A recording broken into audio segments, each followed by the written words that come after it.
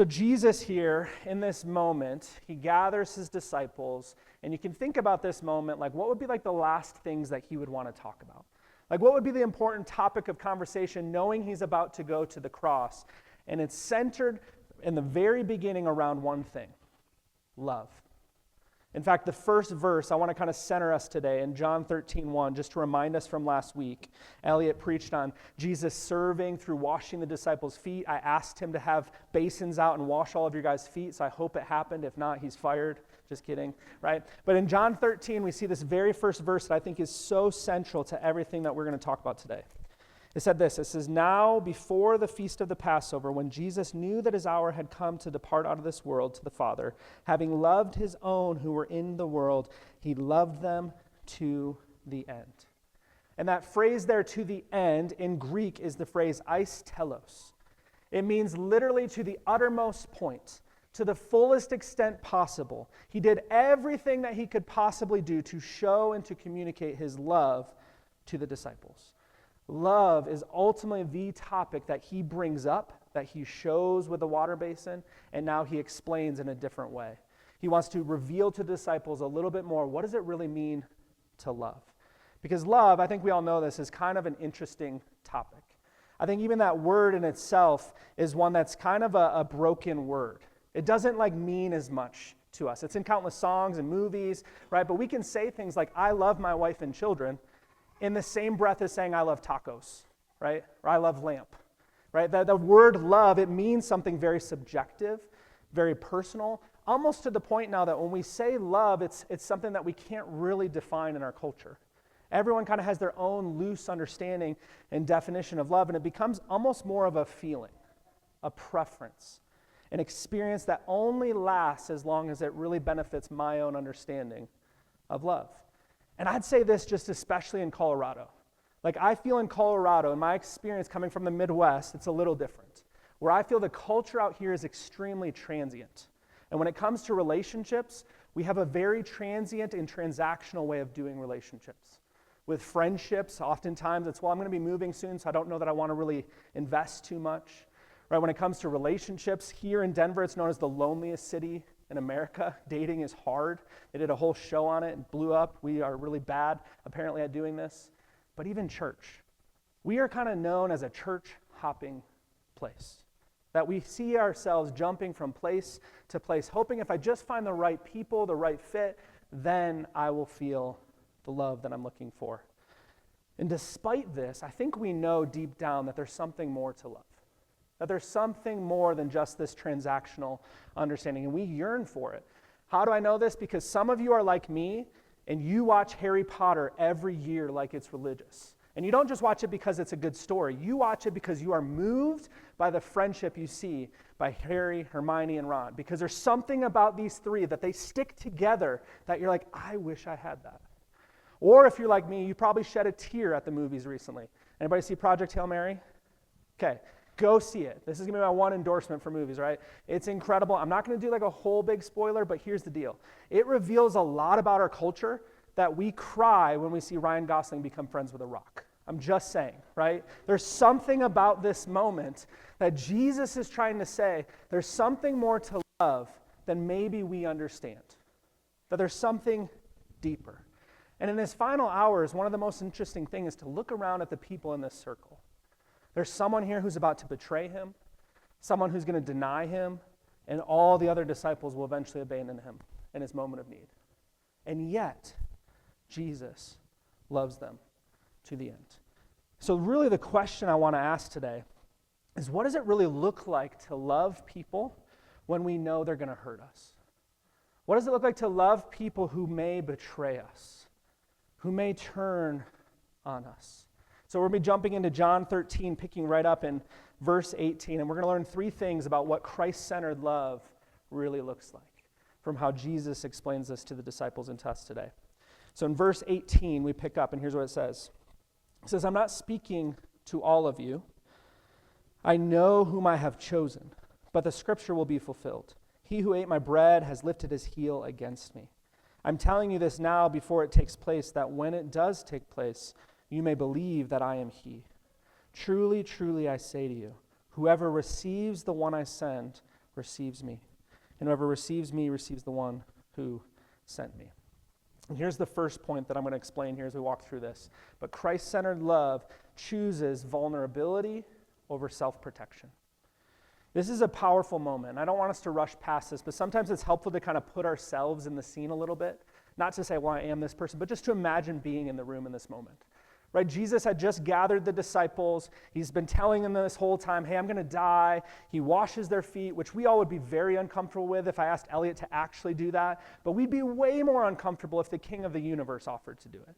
Right? There's just feels awkward and weird, and you're sitting there and you're the disciples, and now you're wondering, what is he going to say? What is he going to bring up now? And do you know what the first thing he says? One of you is going to betray me.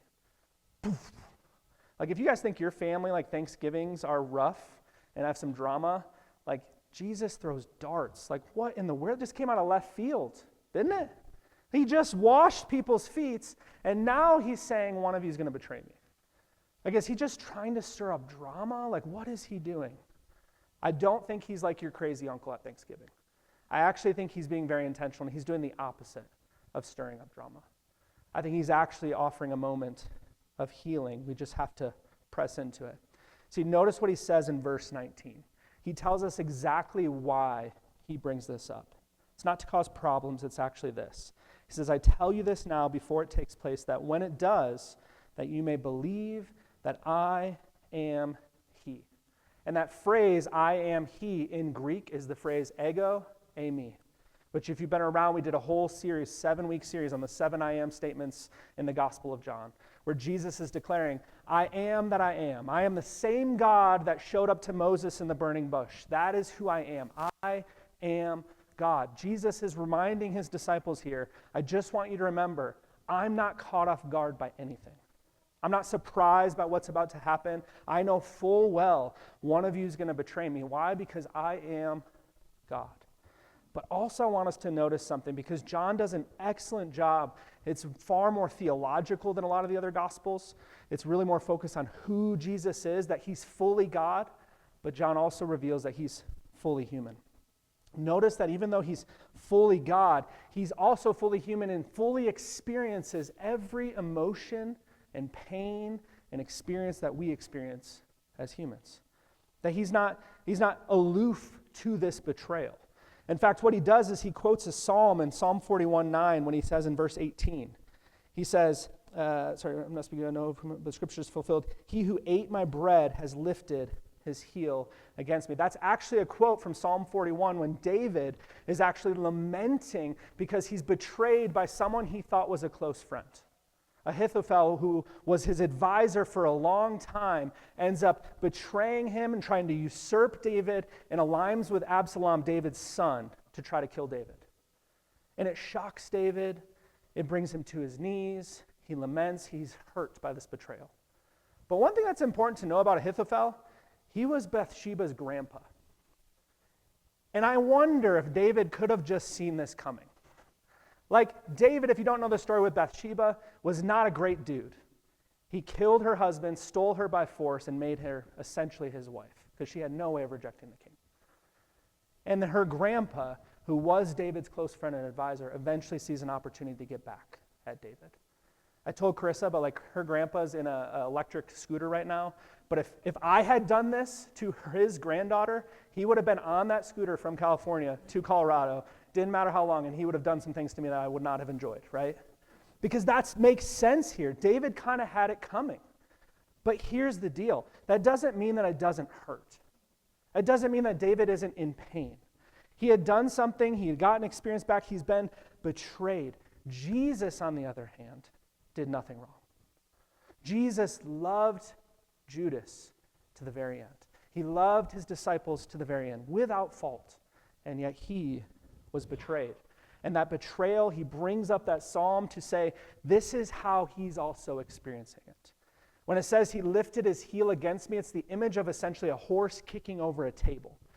Like some of you guys have experienced that with a betrayal. It feels like someone just kicked you in your gut. And he says later that he's greatly troubled deeply in his spirit. Jesus feels deeply pain. And I think what it's showing us here is that loving someone it doesn't protect you from pain. If anything, it opens you up to pain. The deeper you love someone, the more opportunity that pain may come if you are betrayed or hurt. Like, I remember my first girlfriend, which some of you guys are like, I hope you remember your first girlfriend. How many girlfriends did you have? Y'all, middle school Josh, he was something else, okay? I'm just telling you. But I remember my first girlfriend because it was vivid. And here's just some insight into what a girlfriend in middle school meant. I did not know she was my girlfriend for like a month. Someone told me, oh, that's your girlfriend. I was like, oh, cool, sweet.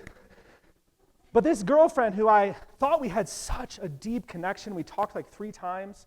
I remember at the end of our relationship, she came to me and said, Josh, I'm no longer interested in you. I'm dating, I won't say his name because he might be watching, I doubt it, but your best friend.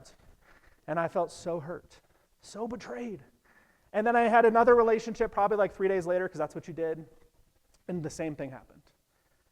And what was sort of these dumb little middle school relationships started to create this pattern that actually in me created a lot of insecurity. I started to feel like I am not lovable, that eventually people are going to leave me. I started to build up walls to protect myself, and it masked itself as jealousy. In these relationships, I got so nervous about them cheating on me and leaving me that I started almost pushing them away instead of pulling them in. And these walls that I built up, I didn't realize until I was about 25. That when I moved out here in Colorado, I was sitting down with a mentor, and we were talking about friendship and relationships, and she's like, hey, who are some of your friends right now? I was like, honestly, I don't really need friends. Like, I'm only going to be here for 3 years. I'm going to go back to Michigan. It's not that big a deal. Like, I'm just going to press in to study. And she's like, okay, that doesn't seem healthy. And then we start talking about future. I want to be a dad. I'm like, yeah, I want to be a dad, but I don't really want to be a husband. She's like, well, that doesn't really work that way. Like, that's not really going to work out great for you.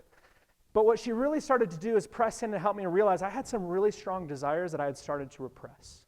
That I had put up these walls out of fear of being hurt, to the point that now I started to say it's better for me to be single than to risk being hurt. And there's a lot of work that had to be done to wrestle through, to be healed from that, and to step back into the risk. Because that's what it is. It's risky to love, to put yourself out there. And some of you guys have tried. Some of you guys feel like you've attempted in relationship and community, and you haven't gotten back into groups like a small group or a table group or things like that because you don't really know that it's safe for you again. Some of you have had friendships hurt you, and you're afraid to go one step deeper with someone. Or maybe you have a broken relationship that you just feel like at this point there's no way to move past it.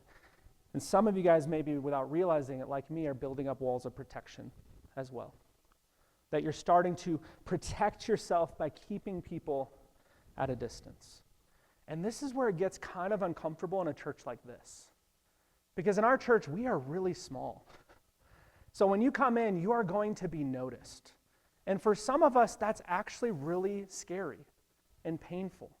But what's worse is coming in being noticed, but never being known. Proximity without actually knowing the people around you, without vulnerability, eventually is extremely painful. It's very lonely to see the same faces every week, but never actually really truly know anything about them, or for having anyone to know anything about you. And this is why many of us, without realizing it, we've mastered the Sunday smile, right? We can show up and say, how was your week? And the weather, it's the weather, right? Stuff, like we just have the same conversations every week because it's a wall of protection. Because we're nervous about if I try to go deeper, will I actually be received? And this is why I think for many people, they would choose instead to be in a crowd of 1,000 than a crowd like this. It's much safer to be in that space.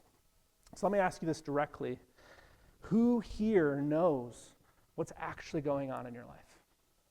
Actually knows what is going on in your world right now. Not that Sunday version. Not that we're doing well, we're just busy version, the real one. And I'd say as your friend, as a pastor, I would just want to encourage us at some point, those walls that we put up to protect us from hurt eventually are going to become a prison to keep us from actually experiencing love.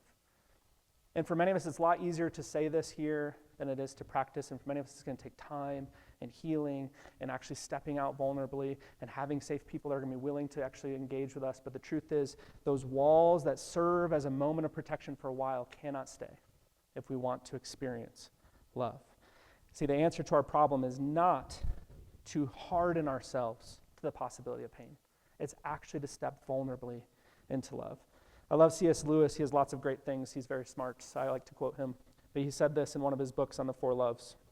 He said, "To love at all is to be vulnerable. Love anything in your heart will certainly be wrung and possibly broken. If you want to make sure of keeping it intact, you must give it to no one, not even to an animal. Wrap it carefully around with hobbies and little luxuries. Lock it up safe in the casket or coffin of your selfishness. But in that coffin, safe, dark, motionless, airless, it will change. It will not be broken. It will become unbreakable, impenetrable, irredeemable. The alternative to tragedy, or at least to the risk of tragedy, is damnation. The only place outside heaven where you can be perfectly safe from the dangers, and that's a big word, perturbations of love, is hell." If we really want to experience love, it requires the openness to the possibility of pain. This is exactly what Jesus tells his disciples, but now he shows them what that looks like in practice. If we look into verse 21, he continues, and he shows them, this isn't just something I tell you to do, I will do first. Verse 21 we see, picks up and it says, "After saying these things, Jesus was troubled in his spirit, and he testified, truly I say to you, one of you will betray me." The disciples looked at one another, uncertain of whom he spoke. One of his disciples, whom Jesus loved, was reclining at table at Jesus' side. So Simon Peter motioned to him to ask Jesus of whom he was speaking. And so that disciple, leaning back against Jesus, said to him, "Lord, who is it?" And Jesus answered, "It is he to whom I will give this morsel of bread when I have dipped it." So when he had dipped the morsel, he gave it to Judas, the son of Simon Iscariot. Then after he had taken the morsel, Satan entered into him. Jesus said to him, "What are you going to do? Do quickly." Now, no one at the table knew why he had said this to him. Some thought that because Judas had the money bag, Jesus was telling him, "Buy what we need for the feast," or that he should give something to the poor. So after receiving the morsel of bread, he immediately went out, and it was night. Now, I think for many of us, when we see a story like this, especially around a central character like Judas, that's where our eyes go. We want to talk about Judas. We want to see what Judas has done because he's pretty notorious. Like if you weren't raised in the church, you've probably heard the name Judas before. If you're familiar with Vine, we know that many people brought Jesus, right, frankincense, some brought gold. Judas brought murder. Anyone? Nobody remembers that Vine? Am I that old, right? But he's so infamous that Chris and I, we're having our third baby. I'm convinced it's a boy. She's only looking at girl names. So I told her, Rachel is a very strange name for a boy, right? But we have one thing that we know for sure, that if it is a boy, there's a blacklist. And number one on that list is Judas. Isn't it interesting for like 2,000 years, though, that a name that is so beautiful, that means God be praised, is almost blacklisted from our world? I actually looked on Facebook to see if I could find any Judases. They're all from Latin America, so I don't think it means the same thing, right? But so naturally, we want to focus on Judas because we're reminded of Judas as this central character, but I want us to pause and I want us to instead focus on Jesus for a moment. Because I think there's something about Jesus in this that we can often run past to. And the question is, why again would Jesus bring this up? Like, why would he literally out Judas publicly in this way? I mean, is he trying to shame him? Trying to guilt him? Like, what's happening here? Again, I don't think that that's what's happening at all. I think the opposite is happening. I think this is a scene of Jesus vulnerably loving Judas one last time, even knowing what Judas is about to do. This is the opposite of self-protection. He is giving himself fully to Judas. I mean, think about what Jesus had done, even just in this short story here. He had washed Judas's feet. They shared communion together. They broke bread. They had fellowship, all these beautiful things, right? But then here in this moment, during the Passover meal, what would often happen is the host would take a morsel, a choice, delicious bite that's like the best bite. Like some of you guys are like me, you wait on Thanksgiving, you wait to that last bite that's just like, yes, I want to end on the good stuff. That's what Jesus is doing here. He takes that good morsel, and what you would do is you'd give it to someone as a sign of respect, as a sign of honor, as a sign of friendship. And so Jesus extends the morsel to Judas as a sign of friendship. One final act. And Judas here had in his hand the bread of fellowship, but in his heart was betrayal. And he rejected the fellowship. See, Judas had hardened his heart to the love of Jesus, not just in this moment, over time. 3 years he spent with Jesus. 3 years of walking with him, seeing him do incredible things, but being around Jesus is not enough. Proximity to Jesus is not enough. Being at the cool kids table, that we think that if I just was in that group, he was in the disciples. He was on the leadership team of the church. He was trusted with the money. This guy was a big deal. That did not matter to him. We don't know why. Many speculation as to why Judas would have betrayed Jesus, but I think ultimately we know it's because of self-protection. For whatever reason, he thought that Jesus was not living up to his expectations of what the Messiah was supposed to be. And maybe he saw Jesus, right, living in poverty, and he thought, I don't know that I want to do that, and loving Jesus might mean I have to be in poverty. Right? Maybe he saw Jesus, and he kept hearing him talk about, like, dying, and Judas is like, that's not really my plan for my life. I've got, like, things that I'd like to do. And so he looks for another way, because he knows following and receiving Jesus' love is vulnerable. It's extremely risky. But Christ-centered love, we know, chooses vulnerability over self-protection. And look what happens in that last verse, in verse 30. It said, when he received the bread, he immediately went out. And it says, and it was night. Throughout the Gospel of John, John is really cool in how he does these images of darkness and light. And it's not just talking about day and night. He uses this metaphorically, spiritually, to show that when we are walking in the light, because Jesus is the light, that is where life is found. Darkness is the place of death. That in this moment, Judas declares and fully hardened in his heart, locks Jesus out, Satan fills him instead, and this is a moment of darkness. That John is reminding that in this moment, Jesus is feeling the grief of watching his friend reject his love. And it's in this moment that Judas leaves the room, though, that something radically shifts. Look at verse 31 with me. It says, when he had gone out, Jesus said, now is the Son of Man glorified, and God is glorified in him. If God is glorified in him, God will also glorify him in himself, and glorify him at once. Little children, yet a little while I am with you. You will seek me, and just as I said to the Jews, so now I say also to you. Where I'm going, you cannot come. A new commandment I give to you, that you love one another. Just as I have loved you, you are also to love one another. By this all people will know that you are my disciples, if you have love for one another. It's in this moment of darkness that Jesus is making this momentary declaration that says, now is the Son of Man glorified. Like now? This is a weird moment to bring up that he is being glorified. He's about to be betrayed. Peter's going to deny him. He's going to the cross. He's going to be flogged, beaten, mocked, spit on. This is the moment that darkness has entered the room that he says the Son of Man is glorified.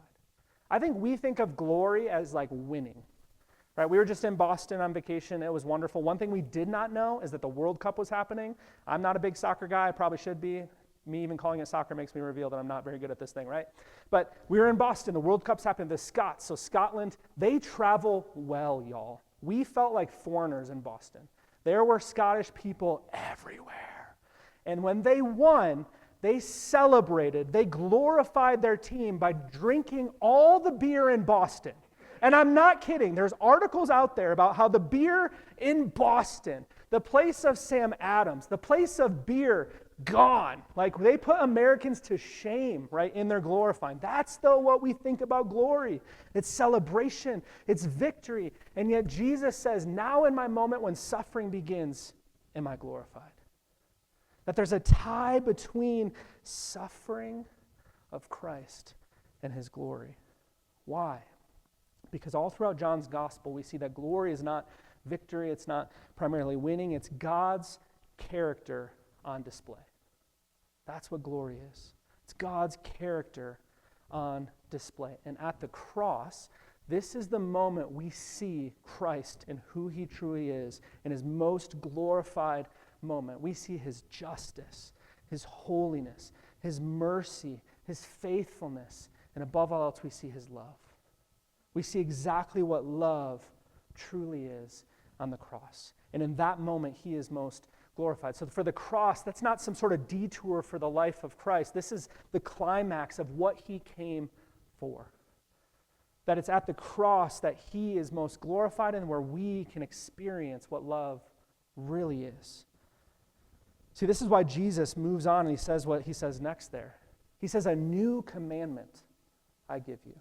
But if you read that, it's like, that doesn't sound like a new commandment. In fact, if you know your Bible, back in Leviticus, this same commandment is said, love your neighbor, love one another. Like, we see that all the time. Jesus said, love your neighbor as yourself, right? Do unto others as you want them to do to you. Like, what is he saying? How is this new?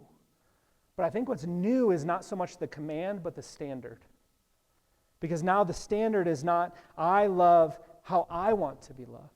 The standard is not, I'm going to love how I'm capable of loving or how I love myself. The standard is, I am called to love how Christ has loved me. That is wild, y'all. We have a hard time loving others as we love ourselves. But Jesus is saying the standard is to love as I have loved you. Not as they deserve, not as they love you first, not when it's convenient. It's to love as he has loved us. And he says, when we do this, the world will take notice. The world will see. It's our love for one another, not our programs, not our doctrine, not our great worship, although let's be real, the drums, great. So good, right? It's none of those things that are going to draw people to Christ. It's our love for one another. And he says, this is how you are to love. How I just loved Judas. How I just extended fellowship to him even when he rejected. How I've washed your feet even though they were nasty. That is how you are called to love one another. And this is the point we see here, that Christ-centered love is self-sacrificial, not self-serving. See, true love, it's costly. It costs a lot to love well. And meaning we move towards people even if they move away from us. Y'all, ministry is hard. And I don't say this for sympathy, because here's my theological belief on ministry. If you are a follower of Christ, you are in ministry. So this is hard for you too. And many of you have had moments like I'm about to share. So again, this isn't me getting sympathy. This is just saying, if you want to love like Jesus has called you to love, there are going to be moments of pain. And I remember one time when I was really, really hurt by one of my key volunteers. Felt super betrayed, out of left field, had no idea what just happened. I was leading a middle school ministry, a high school ministry. It was chaos, middle of COVID. And all this time I have all these young adults saying, hey, we need a young adult ministry. I'm like, cool, go do what you want to do. I ain't helping you. But they're like, we need someone to be there to help. So I'm like, fine, I will help. But all I'm going to do is be a pastor on call. Raised up 40 volunteers, you guys lead. Call me if you need me, but I have nothing else to give. I'm chasing literal 12-year-old boys from killing each other. Like, be adults, young adult ministry, it's brutal. But I just say, go do this, right? And it felt like things were going great. We had hundreds of young adults showing up, wonderful things. But then I get this email forwarded to me that was sent to our elder at the time, who forwarded it to me. And he's like, what is going on? And this email was just this long, how terrible I am as a leader, how awful I've been, how toxic I am, all these slanderous things. And I'm like, is he talking about me? Like, I'm not even there. Like, how could this be like about me? But it was all this massive list of why the elder should fire me. And I remember being in this moment so hurt, so confused, running through in my mind, how do I talk to this person? And the executive pastor at the time was kind of a bulldog, and he says, all right, we'll just kick him out of the church. And I'm like, well, I don't know if that's like the best first response, but let's talk to him. And so we sit down with him, and he shows up with this bullet list. I mean, literally like 10 pages of bullets of all the things I've done wrong. And he just starts reading. He doesn't even talk. He just starts reading from the list, shaking as he's talking. And I'm hearing this, and I feel this dissociated, like he's not even talking about me. Like, what is it? Like, something else is going on, and the executive pastor cuts him off and says, it's done, you're done, you can just leave the church, you don't need to be here. And I'm like, wait. And so I pause, and I just say, all right, I don't think this is what Jesus wants. And I say, hey, brother, what's going on? Like, what's going on in your heart, man? And in that moment, I saw the anger leave, and the tears started flowing. He just started weeping. And I realized this isn't a wolf in sheep's clothing. This is someone who is deeply hurting. And he started to reveal to me his marriage is falling apart. He feels like none of the pastors at the church care for him. He's tried to reach out to so many people and nobody spends time with him. All these things, even though he hadn't tried with me, but I became the face of his hurt. And I realized in that moment that we are a people who are desperately hurting, but in myself, I felt this desire and first need to self-protect, right? To focus on my own things first, running through my mind, how do I protect myself, right? And I started to even view this relationship almost as a transactional relationship. Like, I don't really need him as a leader, right? Like, I can find someone else, and like, man, this is like toxic and all this stuff. I'm just starting to think, like, how do I do this without him? But that's what often happens in us, I think, when we get into hard situations, is our relationships really turn transactional. And the moment that they are no longer helpful for us, or worse, the moment they're against us, we leave them. We push them aside. And we say, you're not welcome here anymore. Jesus didn't love through a contract. He loved through the cross. Many of our relationships are very contractual. And yet Christ calls us to cross-centered relationships that are self-sacrificial. Not, I will love you if you love me in return. I will love you even if you don't. You know, one of the reasons we named our church Table Fellowship is because when life happens around the table, tables are risky. Like, they are painful. Like, they require time. They're inconvenient at times. They have vulnerability, sacrifice. It's a lot easier to consume church than to actually really, truly contribute to the body of Christ. It's a lot easier to sit in rows than it is to open your home. It's so easy in our culture to find churches where we can be consumers and love it, but never really, truly have the benefit of being known or knowing others. And I think that's something that we are called to do differently, which means for some of us here, there's a tension in our hearts that it's like, okay, that might mean I may need to be called to step into something a little bit more. Step into serving, that feels vulnerable. Step into a table group, I don't know about that. Maybe it's just inviting a family over for dinner. Maybe it's just connecting with someone a little bit more on a Sunday and learning their story. But what it does require out of all of us is sacrifice. And the thing that it's going to require the most is sacrificing time. Because I think for a lot of us, sacrificing, when we think about relationships, we often feel like, well, where am I going to fit these things in? How am I going to do this? And we don't really feel like we have time for relationships. And what I often hear in Colorado more than anywhere else in my life is, well, when I am finally past this season, then I will invest. Right? Once my kids are out of this part of their life, then we'll start serving and attending more. Once my work is settled down and I'm stopping to traveling, then maybe I'll join a men's group. Right? Once this thing is different, then I'll do this. And really all that is those walls that we're putting up unknowingly to protect ourselves. Because we're afraid if I don't have the time to invest, will people actually want to spend time with me that I do have? See, I've been in Colorado for a long time now where we see that season really never comes. We just swap it for another busy season. Because I think a full schedule is like a socially acceptable reason to never really be available to anyone. So that we're never really hurt. That's what I think. And here's the thing about Judas at the table. Do you notice what this? He had somewhere to be. Why? Where is he going? Even the disciples are confused. Do you notice that they still don't even think Judas is the dude, even though Jesus just pointed it out? They're just like, where's he going? Maybe he's feeding the poor. I don't know. Like, what's he up to? He's got the money. He's the money bags, right? But it says he left immediately. What was so important that we would leave being in the presence of the King? But oftentimes this is what we do. We feel that we've got all these other things going on. I don't have time to sit and to be present. And here we see, I'm not saying that our agenda is betrayal. I hope it's not. That's why you don't want to grab coffee with certain people. But I think many of us are rushing out, and the things that we feel like are urgent in our life may not be as urgent as we think. And relationships become one thing that almost we miss. See, community is not really found through a program. It really starts as a posture. Am I willing to be vulnerable? And am I willing to sacrifice? And postures require that sacrifice. In fact, I want to just kind of brag on one of our table groups right now. Part of sacrifice means sacrificing time, money, effort, all the things I have to do to spend time together. And one of our table groups right now is actually in Breckenridge spending time together. And they have been telling me, like, we really want to break past some of that surface level friendship. They want to spend some more intense time together. Many of them were some of my youth people, so they know retreats are awesome. So like, let's just do a retreat. And I'm like, great, go for it. But right now they're in the mountains enjoying presence with one another. They're going deeper and spending time connecting and fellowshipping and, Lord willing, having some of this more intensely connected relationships that we're talking about here. Because we see that Christ-centered love, it's not just merely felt, it has to be practiced. It has to be embodied. This is why Jesus tells us there's one more thing that we see here.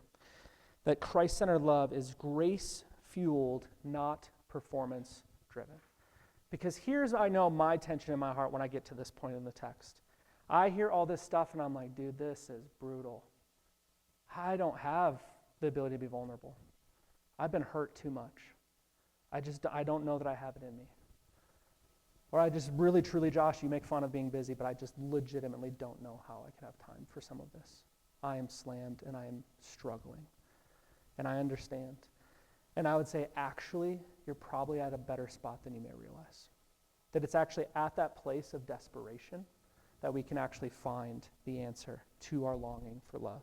Because Christ's love is not something we can achieve or find on our own. It starts first being received through grace. Look what he says. It continues in the story with Peter. It says, Simon Peter said to him, Lord, where are you going? And Jesus answered, where I'm going, you cannot follow me now, but you will follow afterward. And Peter said to him, Lord, why can I not follow you now? I will lay down my life for you. And Jesus answered, will you lay down your life for me? Truly, truly, I say to you, the rooster will not crow till you have denied me 3 times. Classic Peter. He's awesome. He's like the dude you want to hang out with, right? He's like, I'm never going to betray you. I'm going to go with you till the very end, Jesus. I know all these other disciples, it might be them, but I'm with you. I've got this. He's the dude who cut off the soldier's ear in the garden. He's the one who walked on the water when everyone else was still in the boat. We want to make fun of Peter for that, but y'all, I don't know any of you in the room that walked on water. The dude is crazy. He can do a lot of things in his own strength. He can do a lot, but one of the things he can't do is love.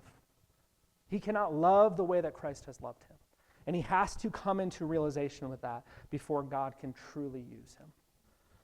See, he confidently says, I'll lay down my life for you, but ultimately we know he ends up betraying him. In fact, if you look at Judas and Peter, they're kind of actually similar in a lot of ways.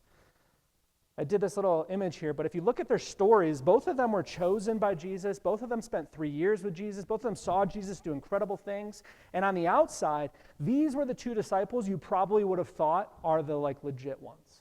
Sometimes we like to judge others. Is he a real Christian? Is he not? They weren't really questioning with Peter or Judas. They're the legit ones. Peter's the brash one, the leader. But Judas was the one trusted with the money. He was the one who likely at this table was sitting at the left hand of Jesus, which is the place of honor. Judas was the guy that even when Jesus said, the dude I give this morsel to, he's going to betray me, they were all like, where's Judas going? They had no idea. Why? Because they would have never thought Judas would be the guy. Because he on the outside was the dude who was the excellent disciple. And yet, both of these excellent, outward, self-empowered performance guys fail. They hit their end. Publicly, they fall apart. Not long after this, when Jesus said this, Peter does end up denying Jesus 3 times. Once even to a little girl. Just to shame him more, they put that in there. I'm like, man, this is brutal. But he's filled with so much shame. If you continue his story, do you know what happens in John 21? Peter ends up leaving the disciples and goes fishing. And a lot of commentators, and I agree with them, believe that Peter actually was filled with so much shame that he's like, I'm no longer a fisher of men. I just go back to what I know best. I'm just going to go fishing. So he's left in this moment out on the water filled with shame and failure. And the same thing as that moment with Judas. Judas, after he does this, is filled with guilt. And he goes back to the chief priest and he says, hey, please take these 30 shekels. I don't want them. He tries to pay his way back. And they say, this is blood money. We don't want your blood money. And Judas leaves, having done everything he could think to do, and he ends up ending his life because he has no other option in his mind. So what's the difference between Peter and Judas? Judas tried to fix things on his own. He tried to, in his own strength, his own abilities, make up for what he'd done, cross the barrier, love Christ again, and he could not do it. Peter, on the other hand, fully surrendered to grace. He came into realization he can't do it. He didn't clean himself up before he swam to shore when he saw Jesus that day. He was smelly, he smelled like fish, wet. got to Jesus, didn't have a speech prepared, anything. He's probably shocked.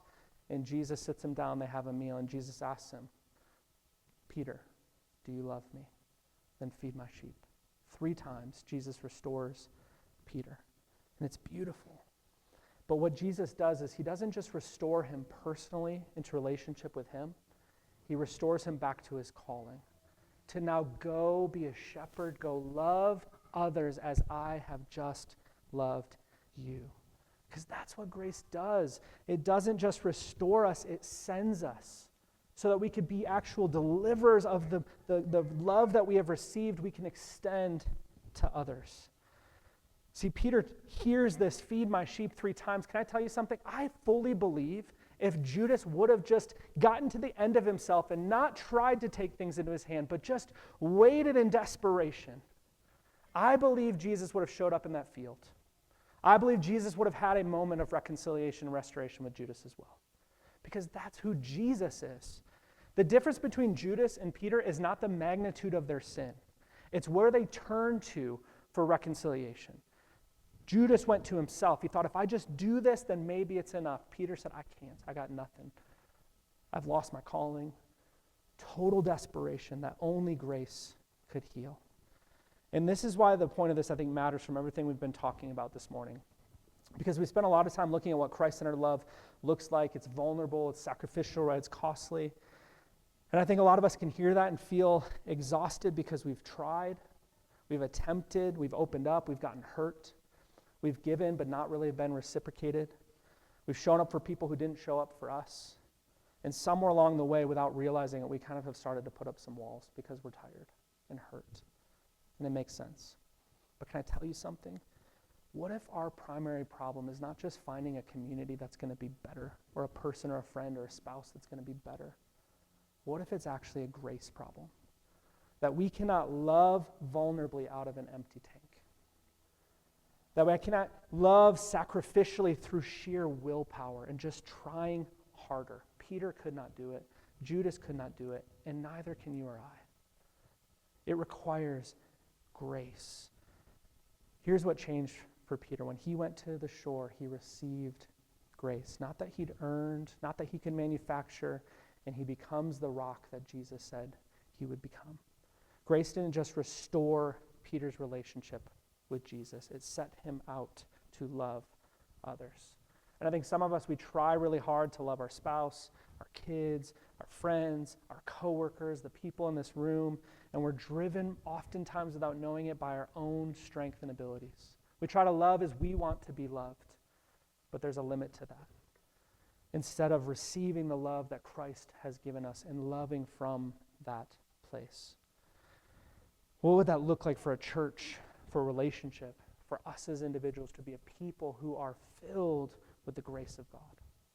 That we go back to the shore. That we're reminded, no matter how much I feel like I've failed in this relationship, no matter how much they've failed me, I know that I have a God who loves me, who's done everything for me, who will never leave me or forsake me. That's grace. I mean, think about what happened that night. On the same night that Jesus was betrayed, he broke bread with them. He instituted communion, which we do every week here. A sign of communion both with him, with God, and with one another. And he did that with the same people that would betray him, that would abandon him, that would deny him. He invited them anyway. I think there's something beautiful about that. And so before we take communion, as we think through even this story here that we've looked at, like, what would it look like? Is there anything in me that I've built up walls?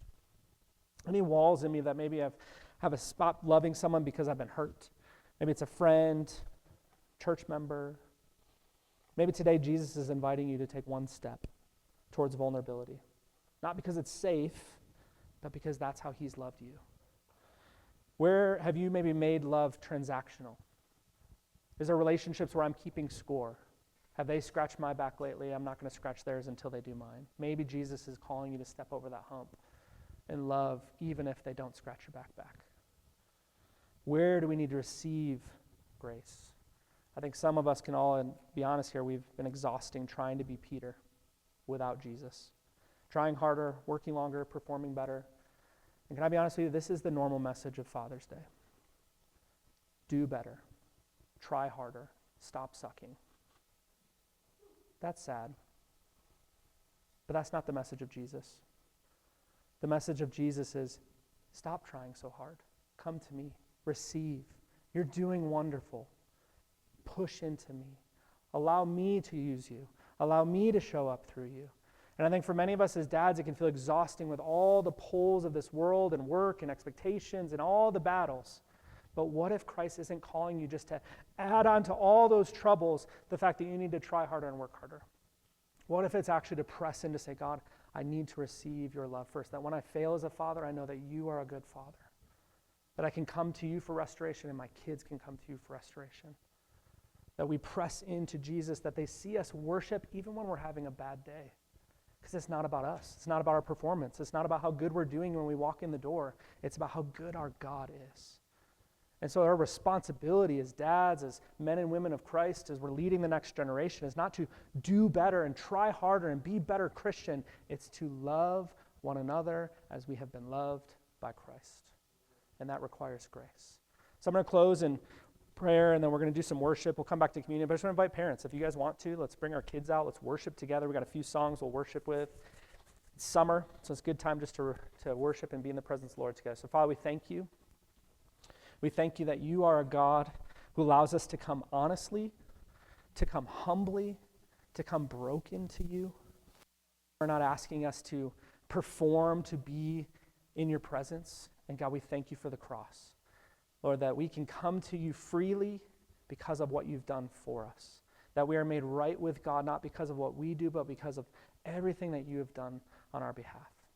And so, Lord, I pray that you would put the cross in our mind and our hearts, that we be a people who are marked by the cross in our relationships, not like contracts. Help us to be a people who are vulnerable with you so that we can be vulnerable with others. God, that we would just see the sacrifice you've given to us so that we could, in turn, sacrifice for others. And Lord, fill us with grace. God, remind us of your love so that when we fail, when we stumble, we know we can come back to you and you can continue to use us for your glory. So Lord, we love you. We thank you. We praise you now. In Jesus' name, amen.